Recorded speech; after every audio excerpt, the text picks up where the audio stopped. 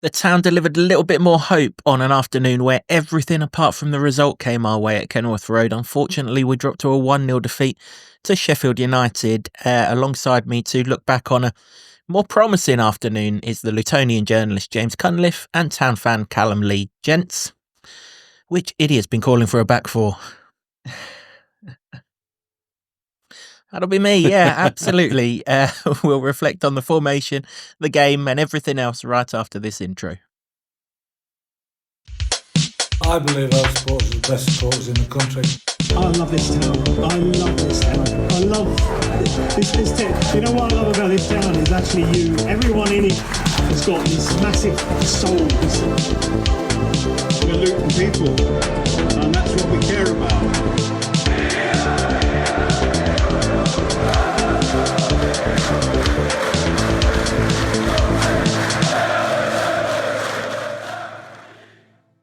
Hello everyone, welcome along to another episode of the Luton Town Supporters Trust podcast, the award-winning, longest-running Luton Town podcast, having scooped bronze in the Best Football League podcast category in the Football Content Awards. This season, the show is in association with Solid, providing opportunities, provisions and assistance so our academy can fulfil their potential.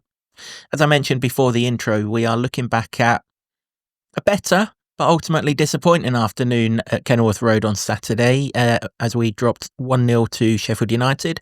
And I've got the Lutonian journalist James Cunliffe, and I've got Callum Lee, the lead singer of Luton band The Class, ahead of the release of their debut EP, First Class, on Friday, and their EP release show at the Castle on Saturday. Callum, first of all, thanks for coming in. Really appreciate you giving up some of your time. Absolute pleasure. Been a Luton fan for close in on a couple of decades now, but Yeah.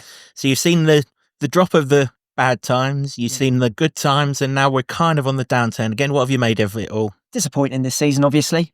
Listening to experts of the Championship, they were talking about us going straight back up, winning the league. Some even, just saying we were going to get to the playoffs. Myself, I kind of said stay up, or fight for the playoffs. I thought that was quite realistic. Didn't imagine us being in this position at this stage of the season. There's not really been much to shout about this season. I can name 3 games, one of them maybe being yesterday, where there was a bit of hope and a performance as well. I think more importantly, an actual, coherent team performance. We looked like we were creating chances. We should have scored. I think a lot of people will agree with me on that, notably Elijah Adebayo's chance. But yeah, overall, extremely disappointing season. We've just got to keep the faith, I suppose, trust the process in terms of what Bloomfield's trying to do now. I've got my thoughts on when Rob Edwards should have gone. I think a lot of people agree, probably after Middlesbrough. I think it was maybe a bit late getting Bloomfield in. I would like to have seen him have a go in December with the players at his disposal, realise what he needs. I was impressed with, we were told there was going to be an aggressive nature to the transfer window. There was. We probably needed that in the summer, maybe even needed last January. I think we were in a good position to actually stay up. So there's some regrets there, I think. But yeah, just disappointing, really. But, keep the faith. And yesterday's definitely something that we can build on.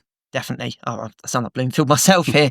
But it's a bit of inspiration yesterday.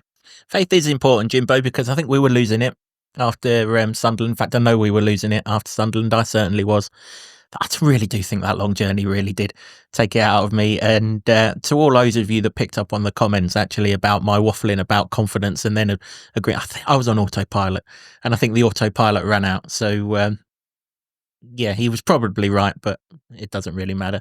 But faith, it was restored yesterday, wasn't it? It was restored at 2:00, and it was definitely restored at least between the hours of 3 and 4, and probably to a lesser extent between 4 and 5 as well. It was just a much better afternoon, but at the same time, it was reminiscent of most of the 31 games that have gone before, that even when we do look good, the ball won't go in the back of the net, and you just know the sucker punch is waiting. Yeah, I mean, kind of 100% confirmed that I was correct, and I always am. So let's have that on record. So, no, I think everybody feels a lot better in the main because of the performance. And the first half in particular, I think, everybody's got to obviously caveat any sort of glowing praise with the fact that we still didn't win the game somehow still didn't win the game. And, in fact, now we've gone 4 home games without scoring and set a new club record. So I did tell you it was miserable, didn't I? That's a great stat. I didn't know that, actually. Yeah. It's sort of an unwanted byproduct of that game where really most people were focusing on a pretty good performance, and you could feel it around the ground. You could feel there was a return of songs. I've wanted that for ages. It was been so bloody quiet the whole time, and the return of songs, the return of atmosphere, bit of fiery stuff, and then the fans pretty much stayed behind at the end because they know what they've seen, which was pretty good. So, from that perspective, yeah, it was a encouraging afternoon, I think, is the best we can probably say it. Because ultimately we've not got we should have had a point at least. We've not got anything from that is pretty frustrating. And obviously the games are running out, as we've said before. It's just the fact that, we said all hope had gone. I felt like all hope had gone after Sunderland, and it looked like it on the pitch, and it felt like it everywhere. And this restores a little bit, maybe, but it's a hope that kills you, innit? Well, we've just got to play like that every game from now until the end of the season. We probably should have been doing it at the beginning of the season, of course, but I think you guys have got to give yourself some credit talking about the songs and the atmosphere, that rallying cry in the preview podcast. The fans did get behind the team. I was certainly doing my best to get behind the team as well. But yeah, just they need to do that every week, every game. Yeah, but I think that game really was what we were calling for from the Sunderland game, wasn't it? When we did the preview for the Sunderland one, we said if they can lay down a marker in that Sunderland game, we weren't expecting them to win because they haven't lost all season up at the Stadium of Light. But if they can lay down a marker, a yardstick of sorts that gave some sort of formula for how we can attack the rest of the season, then that's what we wanted. And then when you've signed a bunch of players, 8, brought 7 and brought another one in, 8. I know you'd be static on that one. In the January transfer window, and then had 11 days break between playing, we expected something, and we got absolutely nothing at Sunderland. So, yeah, it's a game too late probably, but you transfer everything onto the Sheffield United performance and how we played, and now you can suddenly see a little chink of light at the end of the tunnel. You can see a potential formula of how we can get out of this. It's just, is it too little too late? Were they saving themselves for the home game? Well, that's the question, isn't it? Because now that you see the team sheet, 7 changes. That's, that's either an admission from a manager that, that was definitely not good enough and something has to change. Or it was, like you say, we were saving ourselves for Sheffield United because we surprised Sheffield United with the formation change. Absolutely no doubt about that. You could tell that at halftime when they matched us up at halftime, that we surprised them. They prepared for the 4-2-3-1 that Matt had played. They went 4-2-3-1 themselves. Don't always do that. You look at some of the players that were playing for them that don't necessarily always play for them in the centre of the park. They had 2 literally holding ones in Chowdhury, who must be the worst footballer I've seen in an away team this season, and Sousa, who unfortunately is one of the better ones that I've seen in an away team this season, and very, very good at staying on a pitch when he shouldn't do as well, I hasten to add. So maybe it was a little bit of both. I certainly hope that it was something to do with not being good enough at Sunderland, because it clearly wasn't. But yeah, 3 at the back. I'm not going to backtrack on it. I'm not a fan of the formation, and I still think there'll be bigger and better tests to come to that formation from teams that we don't surprise in it. And even in the second half, when they matched us up, we did start to creak a few more chances a little bit more regularly in the same areas that we've always done it. So I'm still not sold on the formation, but where I'm comfortable with it is if it gets more experienced players in key positions and allows us to create more at the other end of the pitch, then that's what we want. So I'll gladly sort of take it on the chin and bear it for the rest of the season. I still think long term it's a formation that doesn't work. I've just watched Man United again. Absolute basket cases. No one in this country can seemingly play 3 at the back anymore. So the thing of the past. But we played it really, really well yesterday. The questions going forward: 1, will it still be effective when it's not a surprise factor? And 2, when Reece Burke is back, what happens to Mark McGuinness, because Riesberg would surely go into the side. Mark McGuinness played every game that he's been here for, big money signing. Can't really sit him on the bench, but then based on yesterday, you can't leave Cow or Amari Bell out, and they're things for down the line anyway. Let's talk about yesterday, because there were so many good things, and we could have been ahead inside 2 minutes. Usually, as our defence and goalkeeper making a complete mix-up, it was Sheffield United's one that were doing it this time around. Robinson and the goalkeeper. Ball drops to Tello Asgard. In the Kenilworth end, it looked like he hit that proper, and just out of nowhere from behind Elijah, the goalkeeper comes out and just saves it. It looked like it was going top corner bound, but we have to talk about Tello Asgard, because so many of you guys stopped me as I was walking out the ground yesterday and spoke to me, and everyone, to a man and a woman, was like, Tello Asgard, we've got one there, haven't we? And my word, we've got one there. Brings flair, creates chances. He was playing off the front two very well in those channels. That's the thing, isn't it? Yeah. If you lined the formation up, say on our Subbuteo table here, you'd have him as a 10, wouldn't you? Yeah. Or the tip of a diamond, or but he never stayed there, did he? He went to him and Alfie were very, very, Very strong good. down that left-hand side, and it just worked so well. I did pinpoint in the preview that the right back got roasted by Josh Murphy from Portsmouth, so we'd clearly targeted that, because every single ball went to Alfie in the air to flick on to Tello Asgard, and once Tello had the ball at his feet, magic was happening. Yeah, their right back was quite lucky to be on a winning side yesterday. It was quite obvious, we were targeting it, and for the right reasons. I mean, he didn't fancy it down that main stand side either, did he? After he got a mouthful when he went over to take a throw in, he was soon getting rid of them throws as soon as he had the chance to take them. But yeah, it was a clear plan, and what we asked for are clear plans that even laymen like us can dictate and can see quite clearly.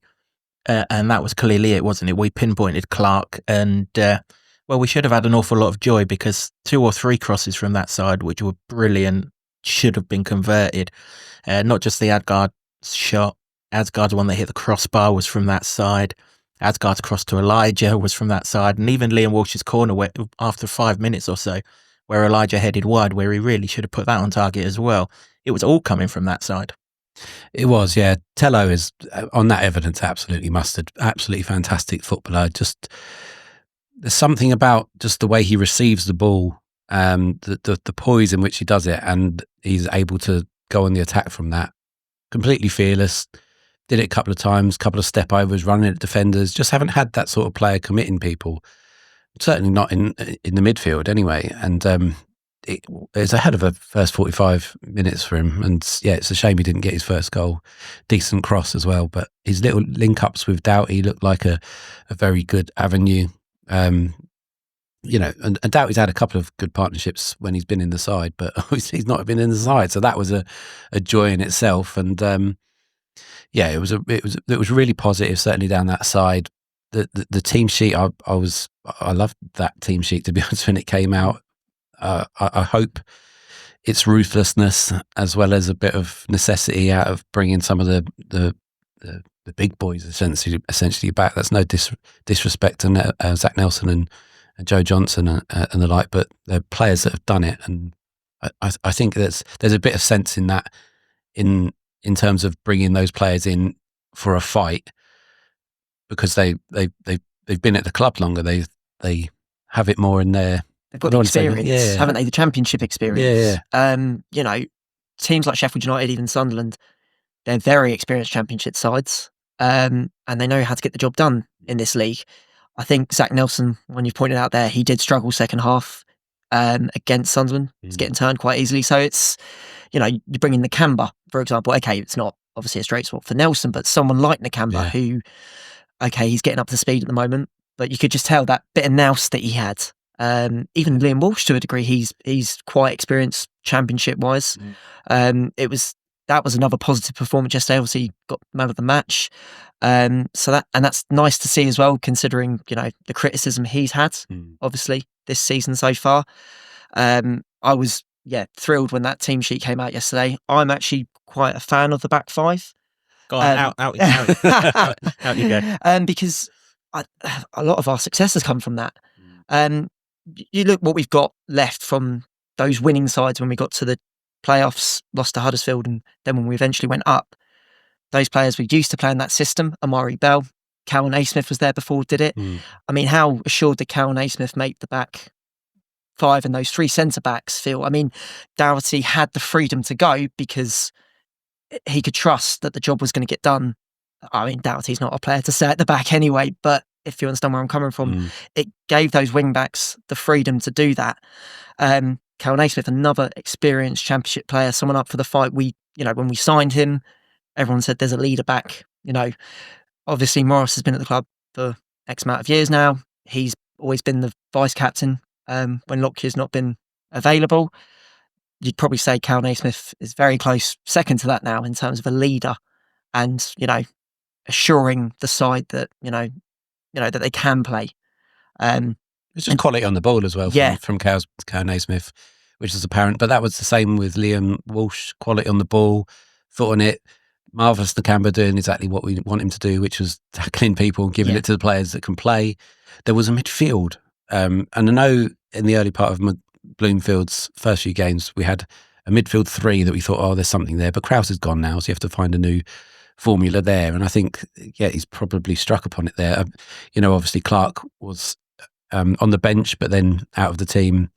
I understand that he had a late fitness test, probably didn't pass it. So maybe that's a blessing in disguise for this little period, because he's been an ever-present and managers seem to always pick him, but it has worked, and sometimes it hasn't worked. Mostly it hasn't worked, sometimes it has, and then you find a midfield there that just it worked. It absolutely worked. And on the three, I'm wondering, I'm comfortable with this, that maybe you and I have to reappraise the three under a new manager and a new regime and how they use it, because I think it was really how Rob was deploying the three. Yeah, exactly. I mean, I jest about the back three and, still don't like it. You're absolutely right, Callum. The success that we've had with it is unquestioned. I started off with this sort of dislike of the back three because we had it in our heads that we were planning for our next Premier League season. Well, we're not. That's quite clear. We're a light year away from planning for that. League One season now, by the looks of things. So now we've got to do a formation that's going to firstly keep us in this league and then bump us back towards the sort of echelons where we can start talking about being in the Premier League again, which may well not be until Power Court comes along. But it did seem different yesterday, like you just said there, compared to when we played it under Rob. The three defenders barely went past the halfway line. I mean, Amari'i Bell sort of joined into attacks at times.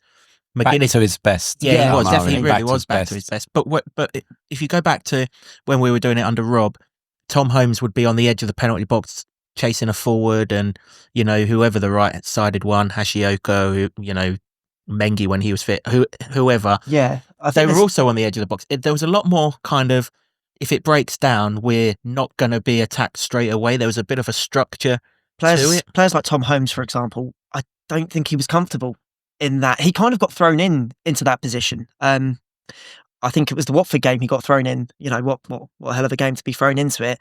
And that first pass he made back to Kaminsky nearly led to a goal, etc. So it's I think it's the right system for the right players now. Maybe on yesterday's performance, you'd probably have to say is, I think as well, we're finally starting to see that Bloomfield effect from yesterday. Balls in the right area. Not just having possession for the sake of having possession, not, having the three centre-halves play the ball along the halfway line unnecessarily. We've already touched on it, that left-hand side, get it into those dangerous channels, even down the right-hand side to Jones. He was effective. I think he needs probably a bit more confidence. That opportunity he had, if he has that confidence, he hits that with a bit more conviction. And I think a lot of his attacks just needed a bit more confidence, trust in himself and trust the players around him as well. But I think it's right now. Like we say, the way that Rob Edwards deployed it. I mean, Hashioka, I feel sorry for him since he's come into the club. He's hardly played in his natural position. It's finally we're getting to see players in their natural positions and where they feel comfortable playing and getting the best out of those players. I was, those positives, starting to see the Bloomfield effect, like I said. And the other thing that the back three does do that maybe we didn't sort of recognise or touch on, when there's only one up front, we just haven't got someone who can play a lone striker role. Carlton plays well with a partner, whoever the partner may be. Eli definitely plays well with a partner. Until we sign that position, then maybe this is it. And obviously, by playing this formation, then the issue that we've had at right back in the last 3 or 4 games becomes null and void, because your right wing back's going to be further up the pitch, and in turn your right centre back should be over there as a solid defender in McGuinness. So yeah, it worked absolutely. It did. I mean, chances in that first half were coming and coming and coming. It was like wave after wave after wave, wasn't it? Until the Campbell chance close on injury time in the first half, they barely even got anywhere near our box. There was one cross that was past. The only times they were getting in our box otherwise was when Izzy Jones back passed it to Kaminsky about 20 yards away from him and sent him on a scamper to try and keep the ball in. Apart from that, it wasn't getting anywhere near our box, and we were able to retain and sustain the attacks, which again under Rob we couldn't. We were so exposed when we lost the ball. It was untrue. That wasn't the case yesterday. People were stepping in front of their men. Morris and Adebayo gave, I know I'm going to try and pronounce the goal scorer's name, and his partner Robinson a right old going over, and even Chris Wilder, not necessarily always the most sort of forthcoming with praise of the opposition, pointed out that this was the Luton of old that they came up against. Just lacked a goal, didn't it? And you knew that we needed that goal, because you knew that Chris Wilder, I'm not his greatest fan, but you knew he was going to change it at half time, match us up, and then trust that they would get something. But I still don't know how we didn't score. It's unbelievable. Well, I can tell you why he didn't score, because we hit the bar, and then Adebayo missed an absolute sitter, really, and we had another chance as well, didn't he? Had a header. So I think the volley is the worst one for me, because everything's on that cross. It's an in-swinging cross. The pace is on it. It's a perfect height for him. He's just got to find the target, and then he scores. Whereas with the other one, is he unsure about whether to go with his head or his feet? And is it at a height where it's... Yeah. I'm trying to find excuses, and I really shouldn't do. He's got to find the back of the net. We know what he works off. Confidence. It's quite clear. He hasn't scored in X amount of games now. He needs that confidence. He needs one to go off his backsides. They both do, those strikers. I thought that was definitely the right way to go yesterday with the 2 up front. They made it very awkward for Sheffield United. Very awkward. And that's the sort of those 2 of old as well. That's what we want from them. Okay, if they're not, putting the ball in the back of the net, at least the team around them can play off them, which they did. Elijah Adebayo should be scoring at least once yesterday. We've seen it so many times this season. That statistic is still glaringly obvious. He's missed the most big chances in the Championship this season. Although the reception he got when he came off, I thought was actually quite positive. I sit in the David Priest. You do hear a few fans getting on his back. I think that's all around the stadium really with Elijah. He works incredibly hard up front and defensively. The amount of defensive headers he won from corners yesterday, and he actually got a positive reaction when he came off yesterday, which was good to see, because it brings back that we've got that glimmer of hope. We've got something to believe in here. Well, I think that was because everybody's going to focus on those 2 misses, but everything else he did was Elijah back to his best, especially his off the ball work. There was the return of the press, wasn't there? Did you notice that? Bloody hell, I've not seen that for a very long time, it feels like, and he was leading that.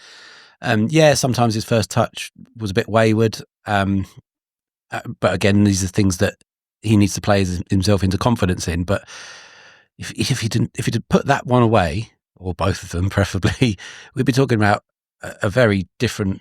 We'd be talking about, is Elijah back now? And I think he's sort of approaching back.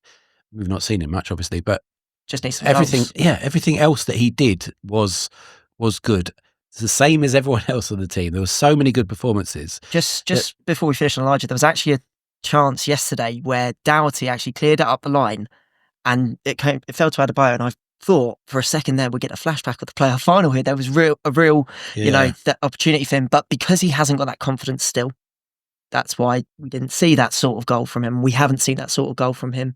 But yeah, and he barged Ahmed. That was brilliant, wasn't it? I'm going to try and pronounce it. Ahmed Hodzic, is that how you say it? That Ahmed Hodzic. Right. He barged him out of the way, and they recovered their lines. The 2 of them recovered, didn't they? But that was more like it, wasn't it? Just like, get out of the way. This is my ball, and I'm back. That's what you want. We just needed it to go in, and obviously we're talking about a defeat because they didn't take their chances in that first half when Sheffield United couldn't cope, and you wouldn't have thought that they were top of the league right now and Luton are where they are based on that first 5 minutes. It tried to warn you. Did tell you that they're nowhere near as good as that league position tells you that they are. I will maintain that throughout the course of the season. Sunderland are a better side than what they are. Well, I mean, you've got to give them credit for that. Yeah, you do. On that evidence, but what they've shown is they know how to somehow dig a result out when they didn't deserve that at all, and they dug a result out. And it's so frustrating. Yeah, absolutely. That's a characteristic that promotion-winning sides have. Listen, it's not the best two teams that go up. Very rarely is it the best two teams that go up. Two most consistent. If the two best teams went up, Leeds would have gone up last season, but they don't. It's the consistent ones. Burnley can't score a goal for love nor money, but they're where they are because no one can score against them. Not very good. They just don't concede any goals, and they get enough to get the wins that they need. I'd like that though, wouldn't you? That's a bit dreamy. Of course. I'm not slaughtering it, but I think if you were to say to me, and this isn't of no interest to us anyway, but if you were to say to me who's most likely to stay in the Premier League, Sunderland or Sheffield United, I would say Sunderland have got a hell of a lot more chance because they've got a hell of a lot more quality. Going forward about them, and that's. But again, that's nothing for us to worry about. But you could tell that they were rattled because within the space of about 10 minutes, 3 defensive players got booked, all in the same area. Sousa, my friend whose name I'm still not going near, and Clark, and they were all on a yellow card. And you kind of felt then that was the time to capitalise because it was so obvious what we were doing that, Wilder was always going to change it. But what I liked about the Elijah one, you're absolutely right. He got a good reception. We are where we are with him though, aren't we? Because the only thing we can do is back him as fans. This is the only thing. Hate issuing another rallying cry. I haven't just done the last one, but it worked all right the last time. We just call this Kev's rallying cry podcast and see how that goes, shall we? All we can do is keep backing him and hope that a goal comes, because when it does come, we know that he's quite capable of scoring 7 or 8 in the last 14 games, and those 7 or 8 goals could be the 7 or 8 goals that keep us in the Championship. That's why yesterday would have been lovely if he'd scored, not just because I think if we took the lead, we would have won the game, because I fancy a second one would have come hot off the heels of that, and then he wouldn't have been able to have made the changes that he did. He would have had to have made more attacking changes rather than stifling us for the second half, because you can't come out 2-0 down and stick another centre-back on. You get absolutely lynched, wouldn't you? So we would have got 3 points yesterday and we'd have got Elijah up and running. It didn't happen.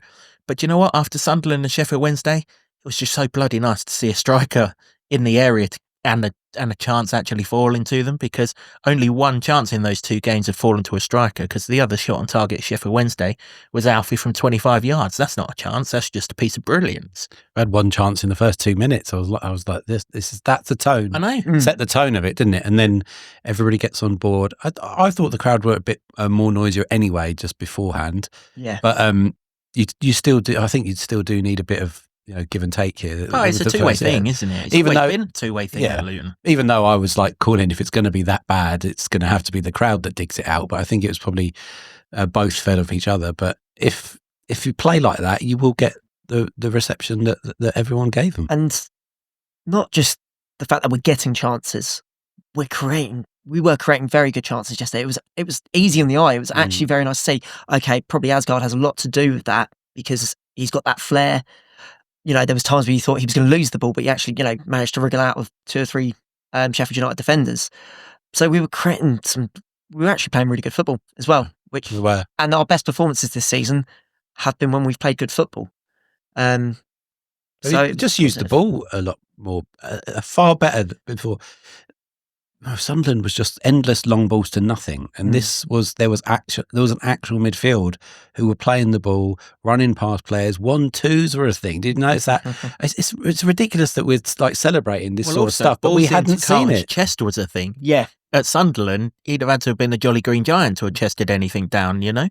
It just wasn't happening. I mean, the first half, statistics wise, we had 10 shots. Okay, only 3 on target if you want to find a negative in it, as opposed to 2 and 1. And expected goals, which, is just a guide of the quality of chances, 1.19 to 0.19. So we're a whole goal better than them in that first half. Now we're in a position where we can't keep on saying, well, we're playing really, really well, you'd almost want the opposite, being crap and winning.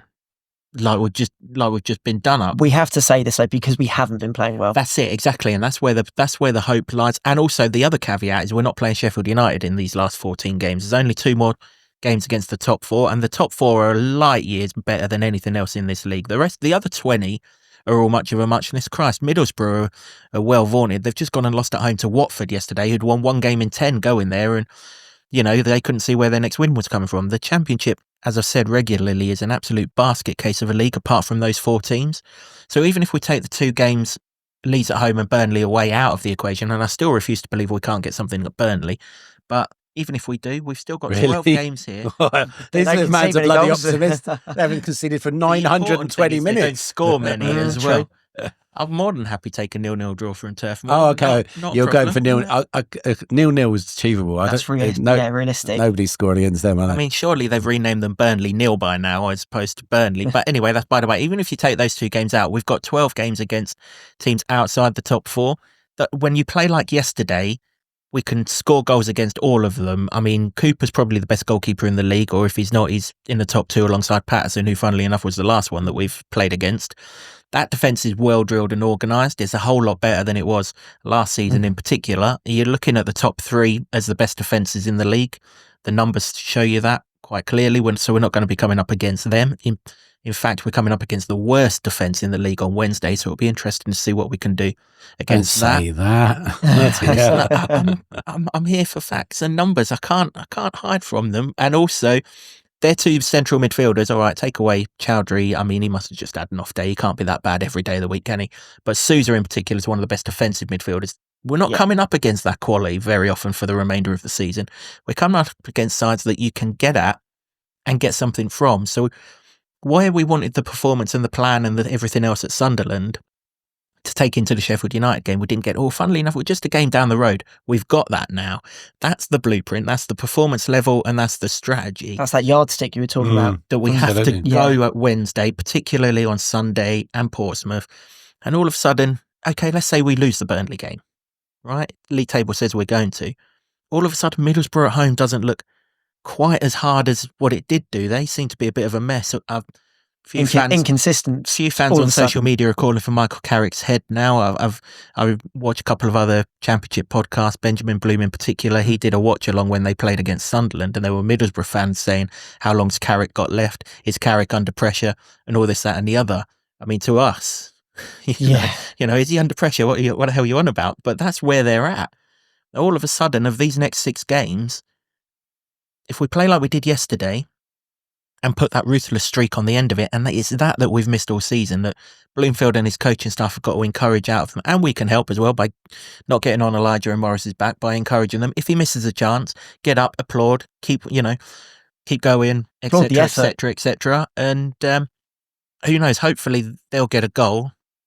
We've not been on a run yet, have we? Of win, draw, win. And they always, Unfortunately, we're now at a stage where we bloody well need a run. we do. It's But still a 2-game league, Jimbo. You still win 2 games and we'll still fly up this table.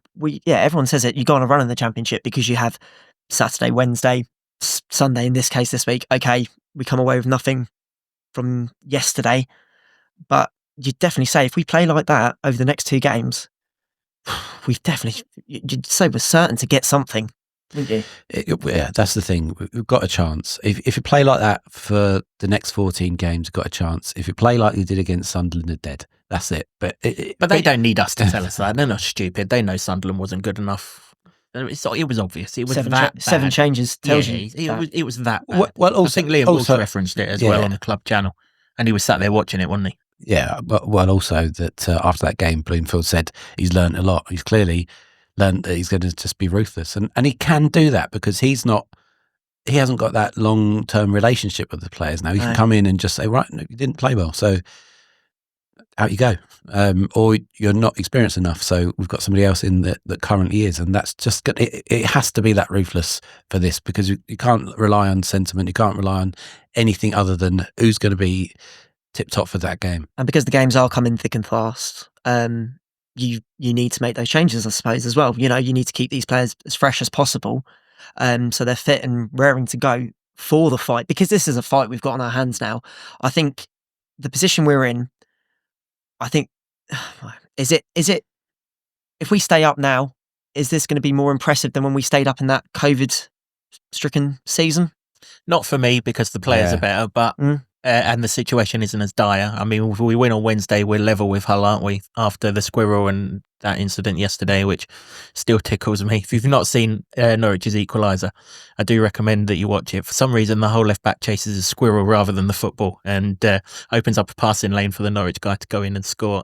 Someone sign up that squirrel. Well, yeah. Free agent. Pairing with the fox from earlier in the season, and we've at least got ourselves a nice brewery, haven't we? Second half, not as good. That's not to say that it was terrible. We came out and had the first chance of the half. Alfie's cross to Morris, lovely glancing header. Again, I referenced the goalkeeper, Sheffield United's goalkeeper. Not every goalkeeper saves that header. That was a good save. That was in the corner, and Morris had another one from a set piece when he was fouled, and Sousa should have been sent off. What a different game it would have been if that had have happened. Morris's header at the back stick. Again, Cooper gets down to save it. Not all goalkeepers are going to save them either.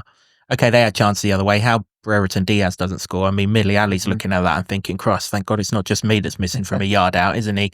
Hits the post, ends up outside the penalty box. He had another one that he ran onto, didn't he? Brereton Diaz must be the worst Chilean Englishman of all time. Blasted it into the Oak Road. And then the goal. I mean, the goal is so annoying. Of course it's annoying. They're all bloody annoying that we concede. It's not a free kick in the first place. He just falls over. Hey presto. Coco the Clown falls for it, hook, line and sinker. Good save from Kaminski from the header. No chance of seeing who it was who headed it in amongst all that melee. But Amari'i Bell pushes it out for a throw-in. And one or two people around me were saying he had time to control it and maybe play his way out. But in that situation, just get rid of it. Yeah, I suppose in hindsight, and it is hindsight, you'd like him to have gone a little bit further down the field, because Robinson's long throw was a pain in the arse all afternoon. But it gives you an opportunity to set yourself for that. That's it. And we actually defended the initial throw pretty well. We got rid of it. Unfortunately, O'Hare's recycled it before McGuinness has got out. I mean, everyone in the ground thought he was offside, didn't he? Unfortunately, it was very marginal. It was very marginal. Like, you know, when you're watching it live, I wasn't sitting there thinking, "Oh, that's blatantly offside." You know, as some fans tend to. Yeah, I was only going by the reaction of J Block and G Block, and they were getting stuck right into the lino, and I thought, that's a strong reaction. He must have been offside, but then you see it was so close. It was so close, and even if he was offside, it is so close. So the linesman getting a lot of stick for that, I think, was probably a bit unwarranted, but. Yeah, just frustrating. I mean, it was very clever play by O'Hare. Anyone who watched the Championship, he's got that in his locker. Very cute little ball inside. And like you say, yeah, McGuinness, he's trying to play that sweeper role there. Just doesn't get out. Is it avoidable? That it's very hard to say, because it happens so quickly. When he gets it back into the gentleman whose name I won't be able to pronounce. Yeah, we're not going there. Ahmed Hodzic, is that it? Sounds about right. We'll keep that, James. Yeah, you keep doing that. Yeah. Yeah, I mean, I had the replay in the press box pretty soon, and I thought I wanted J Block to be true and right about it, but then the replay showed that McGuinness just didn't set the offside trap quick enough, and he was close enough to Ahmed Hodzic to maybe have put a challenge in if he didn't try and play offside. But they must have been working on an offside trap, wasn't they? Because every single hand to a man went up as soon as that ball came back in. How frustrating is that? That really, when I watched the replay back this morning, that was just so frustrating, seeing the arms in the air. It's, play to the whistle. Okay, we probably wouldn't have been able to defend that because he beat the trap. He beat the trap. And I'm not. By the time McGuinness has stepped up, he's then, when he was probably a yard away from Ahmed Hodzic, he's now 3 or 4. So he's not going to turn. Then that's why he had the chance to just control it. And it went in slow motion, that didn't it? Just like forever to sort of pick his spot. And so frustrating because they didn't. There was one decent through ball in the first half. That was him again. Yeah, to Campbell. Brereton Diaz hit the post, but it was a cute angle. Probably should have done better with the blaster. But you're being kind there. It was a cute angle. He was near right in front of the goal. My point, he should have scored. my point being is they weren't carving Luton open, and then it's just this scrappy goalmouth scramble where Luton can't get it clear, I and think then they that's- try and play the right thing, and it doesn't come off. That's the most annoying thing. Scrappy, goalmouth scramble, bit of pinball in the penalty box. That was the most frustrating thing for me. A bit schoolboy, really. Okay, I would say, and put your foot through it. So that was frustrating, I think. And I'm not putting the blame at McGuinness's door, because that trap as a team as well. So yeah, just frustrating considering the efforts that had gone in. I think maybe you just felt it was coming. Towards the end of the first half, I was saying we need a goal here because they will come out a different side, which they did. And you just kind of felt as the second half went on, something like that was going to happen because our attacking prowess was sort of drying up a bit. And it was just sort of... Yeah, that's where you have to credit Wilder, isn't it? He nullified it. Holding came on as a third centre-half. Peck came on as a sort of holding midfielder and sort of freed Chowdhury away from any danger. And, Raksaki went off and Brewster went off at half-time. I didn't even realise he was playing until he went off at half-time. He was that they were anonymous. ineffective, those two. So from that point of view, not only did it stifle us, it gave them more of a sort of physical threat, physical presence. And ultimately it was that got us in the end. But yeah, just so annoying because, okay, the linesman's got it right. And to be fair, it's a good decision from the lino now that we've seen it back. An annoyingly good decision because his friend on the other side, every single time the ball was out, he weren't flagging at all. At one point, I thought you was going to kick it. It was so far out and he still weren't flagging. But yeah, the referee, sorry, but Sousa has to be sent off. That's a yellow card. If Marvellous is getting a yellow card for a clash of heads, then I'm sorry, Sousa has to go. And it's a whole different game when their linchpin central midfielder is sent off. Yeah. First of all, Callum O'Hare can't come onto the pitch because they've only got one sub left, and you know full well he'll use it to fill up the hole that's just been left. He'd have brought Tom Davies on, I presume, who was still left on the bench. So the guy who assists the goal wouldn't have been on the pitch anyway. We would have really fancied our chances 11 against 10, having just taken the shield of the defence out of it, which would have freed Asgard up even more. You can't bottle that decision. You just can't. I've watched Liverpool today and Premier League referees are bottling sending their players off for second yellow cards, but that is so obvious. Even Marv's gone up to him and he said, well, where's his second yellow card? And what made it obvious is as soon as Sousa brought Morris down, the first thing he does is raises his hands up above his head. I didn't mean to. He knows he's turning round for a second yellow card. And he's had the fright of his life and the delight of his life when he's not got it. It's inconsistent refereeing. I think there was quite a few fouls that he was giving in the first half that he actually didn't give in the second half. So yeah, just a bit of inconsistency was quite annoying. The other foul that really got on my nerves was the through ball to Jones, who did nothing at all when he got on the inside of the defender, and it's flagged back, and then straight up the other end, and the left-sided player did exactly the same to McGuinness, and nothing happened. But when he skinned Chowdhury, and it's like, when he gave him 10 yards and still beat him. Yeah, did nothing to Chowdhury. I couldn't remember if it was Chowdhury or if it was someone else who was on at that point. Absolutely lightning, actually. There were some inconsistencies in his game, but he started off very well and he was direct. But if they can, get him into space against anyone, he'll show a clean pair of heels to most players in that division. He was absolutely rapid, but the referee made a couple of terrible decisions. That one, obviously, I don't think Marv's was a yellow card. They both went for that ball. Yeah, they both went for it. Exactly. Not for me. So, yeah, really, really, it's one of those annoying ones in hindsight, isn't it? But I guess at the time, you're looking at all these decisions and going, well, is that going to come back and bite here? But yeah, they would have settled for a point, I would presume, if Sousa had gone off. Because all day long. While they'd wrestled back some momentum, it was more even Stevens rather than anything that they were in the ascendancy. And you couldn't really necessarily say they've got a goal coming, but somehow Luton managed to give them one. Yeah, and also they've already seen Burnley 0 draw, haven't they? Because they were in the early kickoff, so they knew full well that a point would have kept them same distance away from Burnley as they were. So of course, there's no way Callum O'Hare comes on that pitch if Sousa's sent off, because they would have used, having changed it at half time, they would have used the last sub that they had left to stay in that mould and taken a 0-0 draw. And it just so happens that it's him who sets the goal up, and and that comes from a free kick. There's just a guy falling over under his own weight. There's no tackle, there's no foul.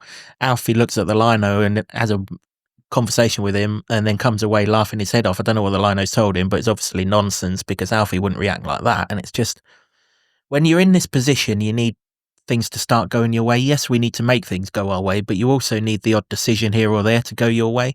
And it just hasn't. I mean, go back 2 games. We still don't really know if that was a penalty against Sheffield Wednesday. Very, very 50-50. That's gone against us. This sending off. The main foul. Yeah. Yesterday wasn't even a 50-50 red card. That if he's not on a yellow card, he is absolutely 100% booked, Sousa. Yeah, this is the thing with second yellow cards. They sort of give them some leeway, but you can't. Once you've given the first one, you're on your last warning, aren't you? So you should be. And it wasn't an innocuous one. He tripped him up because he'd gone past him. Again, it's.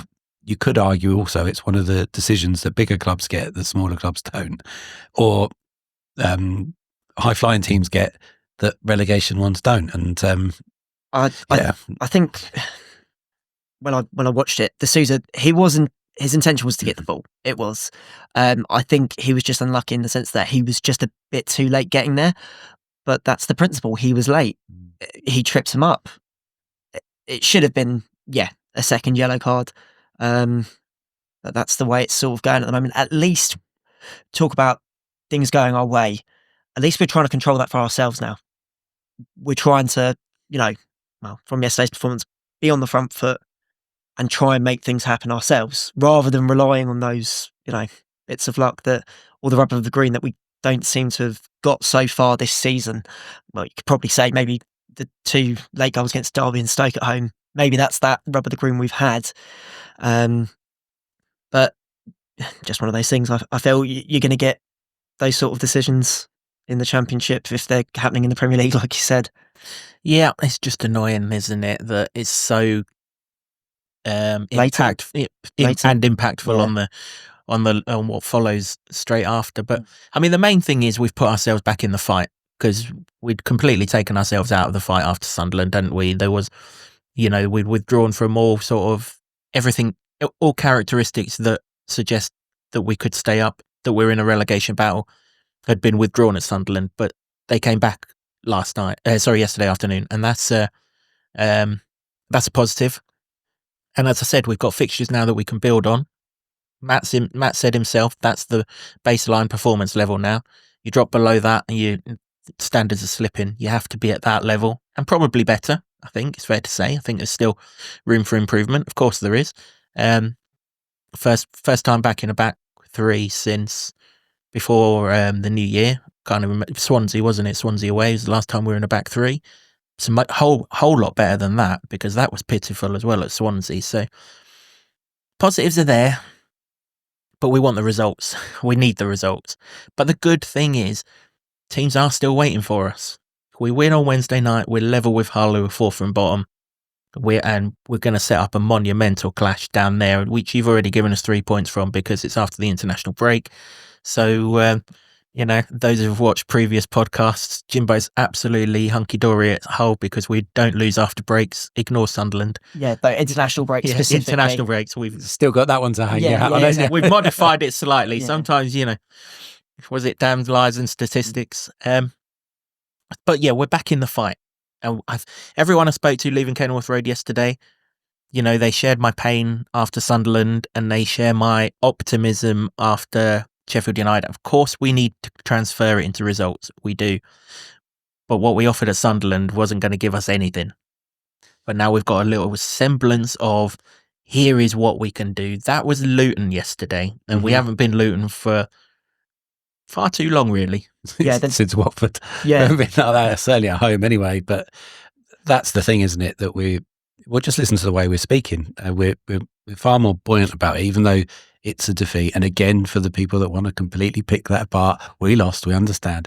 But when the bar's that low and we haven't played that well for so long, you've got to take that as a positive where you can. I wrote essentially if the positives were points, Luton would be well out of the bottom 3 on that performance alone, but they're not, obviously, so you have to go and do it. And it does ramp up the pressure on the Plymouth game, and then the Watford game takes care of itself. The pressure is there. We know what that's about, but it does ramp it up. But that's that's probably unavoidable now. We're just 14 games left. We've probably got to win 6 of them, and that's a big task for this team that hasn't managed 7 this season. So it is a big one. But if you just said that, if we were talking a week ago, we were dead and buried. They were dead and buried. Everybody thought it, and that was the tough thing and I even thought that relegation, the picture could be solved in a month. Probably we wouldn't even get to the last game of the season. That would be a luxury. But they can play like that. It feels like there is something to work with and get behind. And if you can get behind it, then the atmospheres are better, and then the players might get more confidence. And if that happens on and off the pitch, there might be something in this. It's still a massive fight. That if anyone's out there thinking Luton's still going down, look at the table. You're probably right, but there's a small hope. Yeah, you might be right. We might still be going down. Listen, there's always been a way out of this. We were 2 points adrift of 4th from bottom going into the game yesterday. So there was always a way out. We just couldn't see the way out based on what was being delivered. Now, based on yesterday, you can see the way out. Okay, Hull have got a point further on. Plymouth lost 2-0 at Blackburn yesterday, and by all accounts were shocking. Derby got absolutely trolleyed at QPR. I mean, that's not the new manager bounce that he was looking at, was it? They're hanging around for us. Now it's on us to go and take advantage of it and make them pay for hanging around. Selle's done well at Hull, but they've stalled all of a sudden. They looked really good at Sheffield United. I expected them to climb the table, having watched that game. Haven't won since. Plymouth, they beat Liverpool's reserves. Well done to them. And hopefully their players are looking at Man City already. Walloped Millwall, which was a fantastic result, but then they've gone and lost at Blackburn. And Derby, I can't even remember the last time they've won. Even we've beaten them in their losing run. So there is a way out. There's always been that way out. It's not like we've been 20 points adrift or anything. We're not in Southampton's position, for example. But now there's just we're not even in the Great Escape. I know we've got almost double the amount of games that we had when that started, when we came back from the COVID period, but that was desperate. Nobody saw that coming, and it was doable. So it is currently doable. It's just that, and it's funny, isn't it? The difference of perspective a couple of days give you, because in the middle of the week, no chance, absolutely no chance, and pretty despondent. And now we're like, yeah. I'm not sure it's a couple of days. I think it's the performance that's changed it, isn't it? And that's what we've got to. If we see it on Wednesday, if we play like that on Wednesday, I refuse to believe we won't win the game. Now the question is, do we play like that on Wednesday and beyond? Yeah, that is the next question. And the next podcast.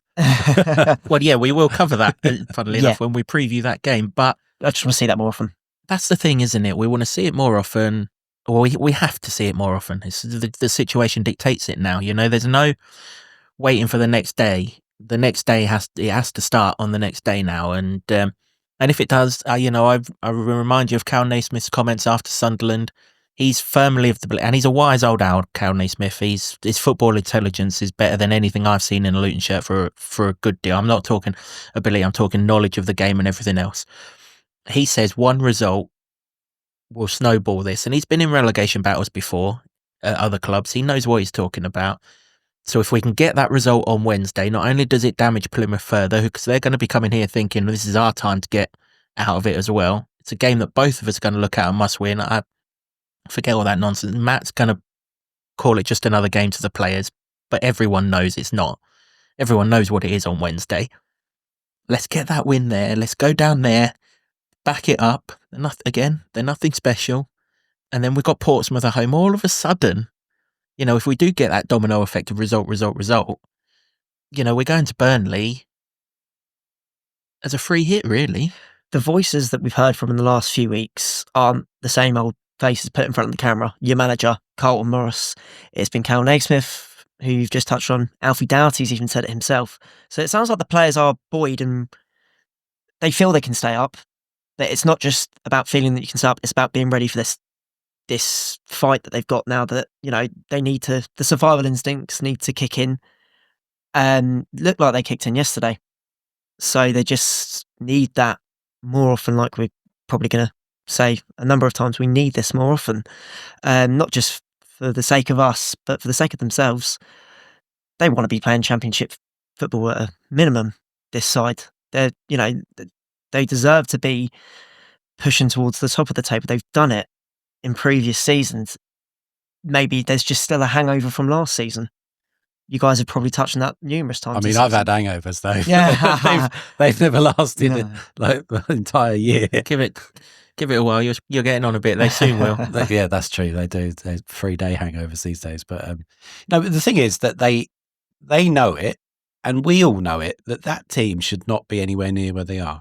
And I was in the press conferences yesterday, and Chris Wilder said it. My jaw hit the floor. He was that complimentary about Luton. He was saying, there's no way in hell this team should be in the position they're in. He was fielding questions about why Sheffield United have done so well and why Luton haven't. That was quite an interesting answer, because he said it's probably because we could afford, I don't think he was saying that in monetary terms, but they had the ability to make wholesale changes in the summer and change the way they play.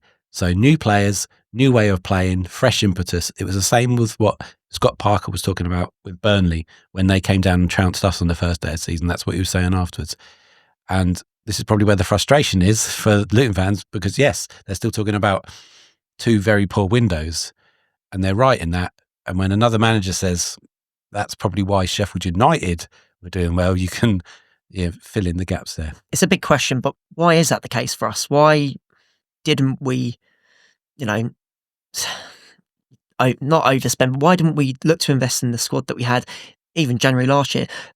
The summer, there wasn't that overhaul only came in January this year. Your players like, great servants to the club, Pelly Ruddock, Corley Woodrow. Why did it take until then for it to happen? I mean, we could be here all day, Callum. We talk about that one. There's a multitude of factors. I think for me, I think there's a good argument to talk about the January, the Premier League January window not strengthening there. Yeah. Good argument. I think when you get to the summer window, they were probably being quoted ridiculous prices, and what the board are like in terms of having their principles on that. Whether you agree with them or not, that's where they were. There was, you can only really surmise, but when Edwards left and Gary Sweet was talking about his last 2 months before he left, and it being not being focused and muddled thinking, there could have been that, maybe some loyalty to those players that we're talking about. Everybody loves Pelly, but he hasn't been near the first team for such a long time, and he's just been a bench player, and and that's just a couple of examples off the top of my head. I think the club have said it, especially when they had to announce that they were moving Rob on. They stick by the people that they've got at the club, whether that be the manager or quite obviously the players as well.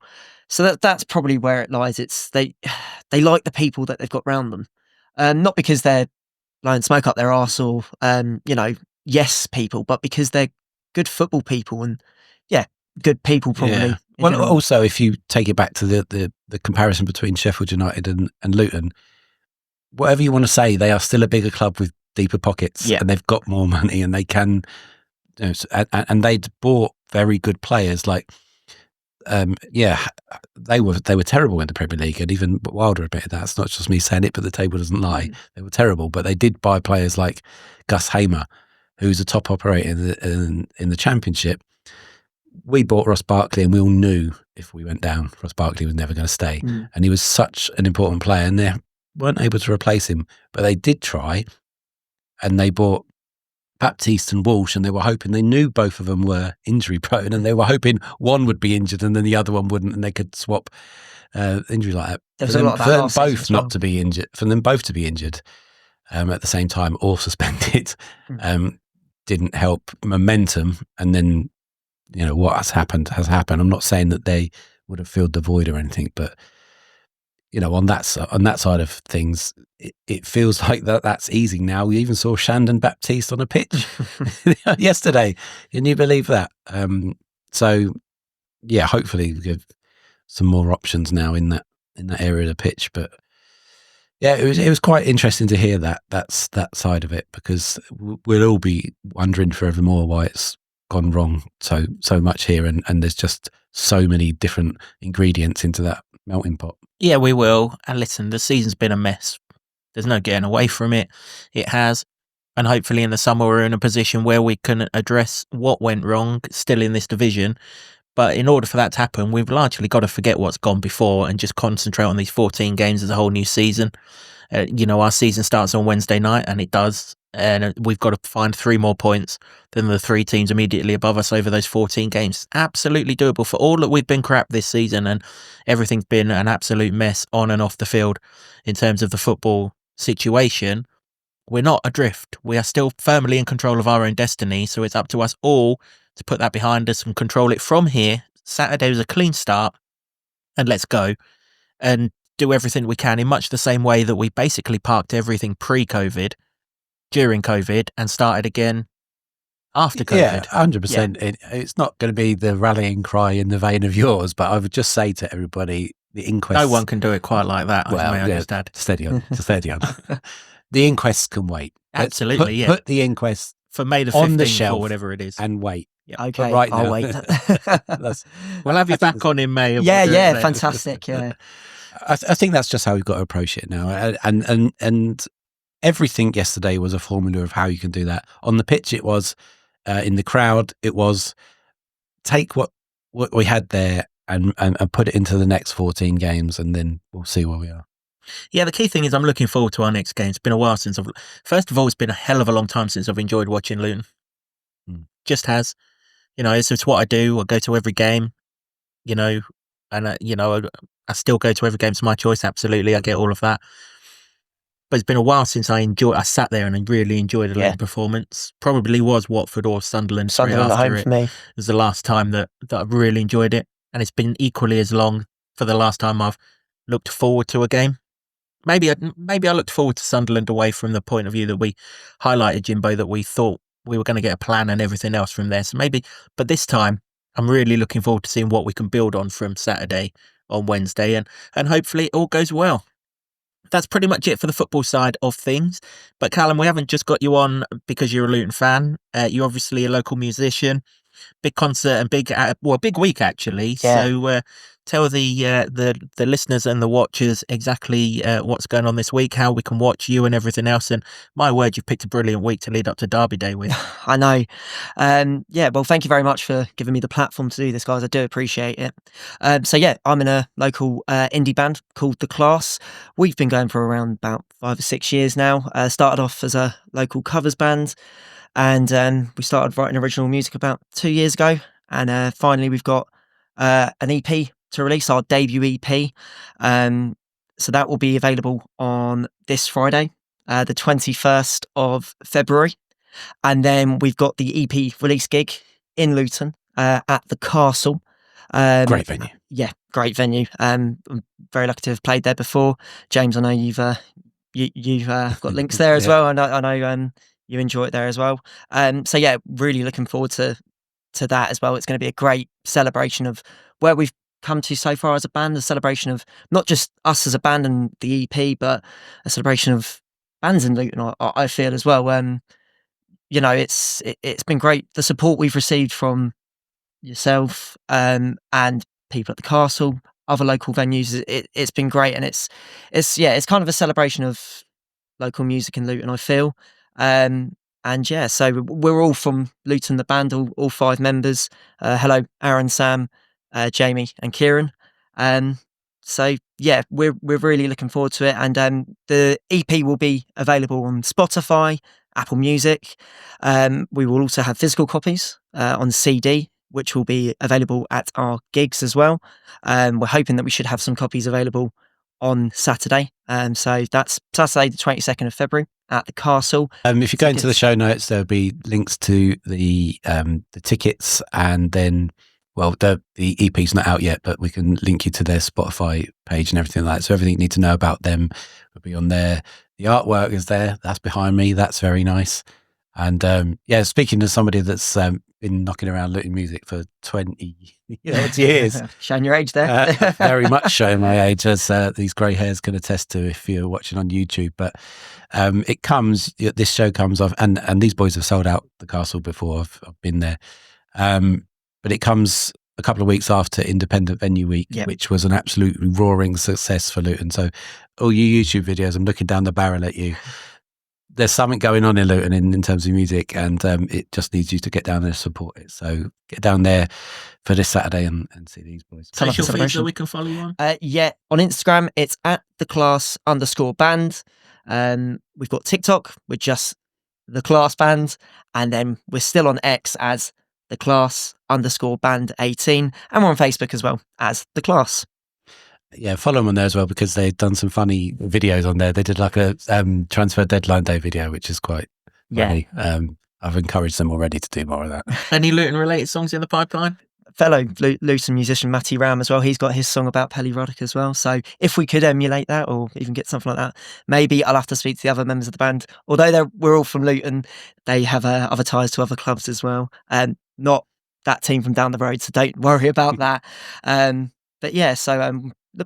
a few of our songs are, there's one in particular. I know me and James have spoken about it before, Nightlife, which will be on the EP, about experiences going out in Luton, about our experiences as growing up as young people in Luton. And we hope people can resonate with them and, feel that they're relatable, and more importantly, just come out and have a good night. I feel that that's what is happening with the music scene, especially the other local artists. Motion, another band I know called Chamberlain.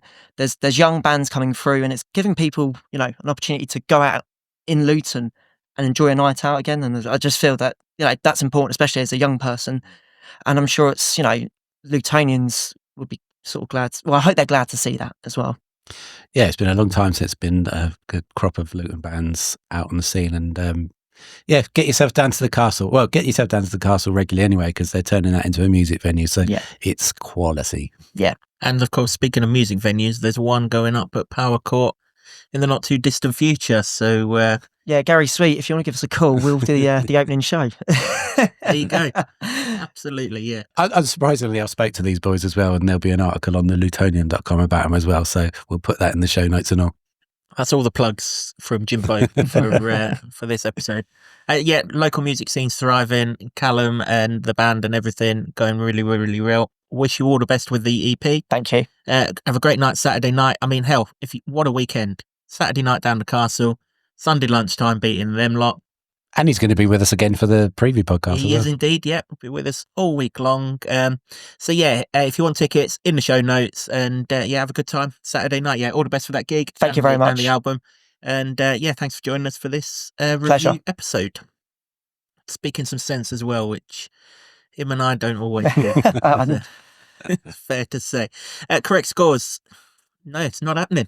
No correct scores, which is a bit of a surprise, because I think most people went into it thinking Sheffield United would win the game. Thankfully, they only won it 1-0, because if they'd got another one, this geezer would have been even more unbearable in the correct score stakes than what they are. It brings me no joy, I can tell you that. It's not what you tell me off the camera.